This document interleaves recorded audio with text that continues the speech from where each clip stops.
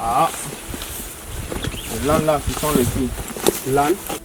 Dans la végétation luxuriante, à des kilomètres de l'entrée de Mbanga Pongo, nous nous rendons sur le site du crash, où le Boeing 737-800 s'est écrasé.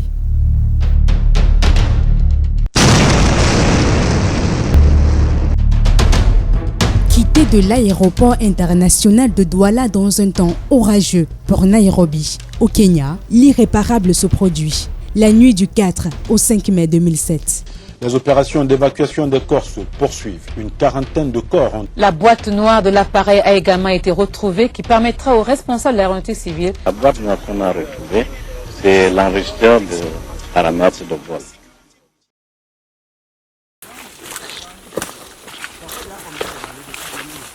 Avec nous ce jour-là, 5 guides pour nous frayer le chemin. La forêt d'il y a 16 ans a laissé place aujourd'hui à une mangrove. Après quelques minutes de marche, nous franchissons enfin le fameux cimetière des oubliés. Ah, ok. Première classe est partie. Ici, nous sommes épris d'une atmosphère mystérieuse. Chair de poule, l'air lourd aux narines, une sensation qui n'est pas étrangère pour nos guides. Les esprits des morts planeraient dans le secteur, paraît-il. Les gens de première classe, ils sont là-bas. Ils ont couru là-bas. Ils pouvaient entrer là-bas. Dans le lac. L'avion, parce que c'était coupé au milieu. Ah, ok. Première classe est partie. Comme ça? Oui, 15 mètres de profondeur.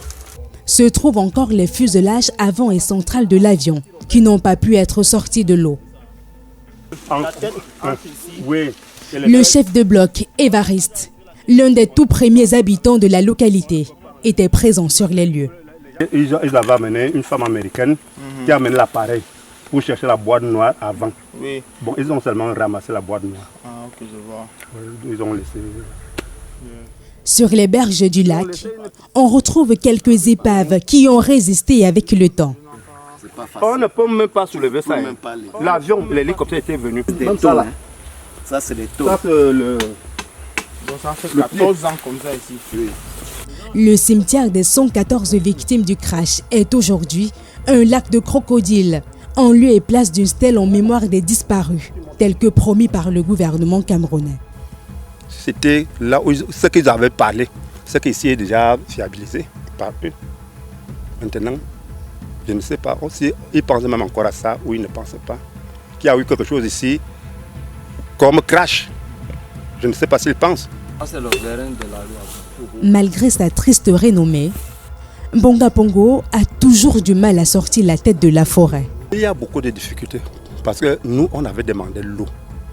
Parce qu'avec ce crash-ci, là, nous sommes sûrs que ce taux-là, ça monte même là-bas chez nous, par la marée haute.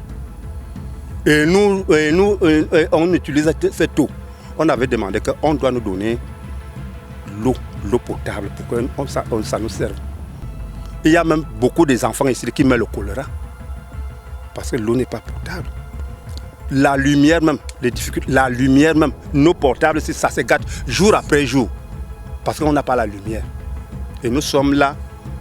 Souffre-douleur du 3e arrondissement de Douala, les riverains déplorent le mauvais état de la seule route qui alimente la localité.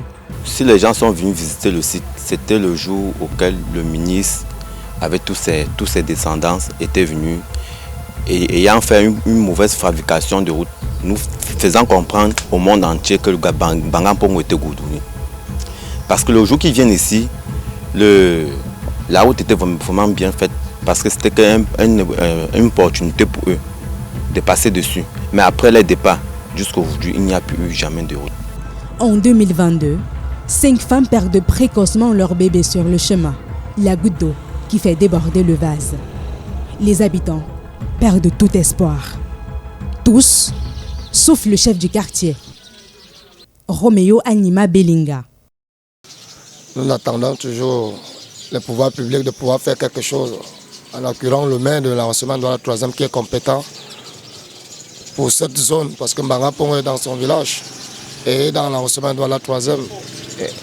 Et pour cette route aussi, monsieur le sous-préfet de la 3e s'est beaucoup battu pour écrire aux autorités compétentes pour qu'on puisse nous aménager cette route. Et je crois que le maire a fait plusieurs descentes sur le terrain avec plusieurs entreprises. Moi, comme ingénieur, là où le projet se trouve maintenant, je sais que quand on vient en espoir, je sais que la route de Manga-Pongo, vu l'aménagement, vu le crash, on sait que cette route va venir un jour.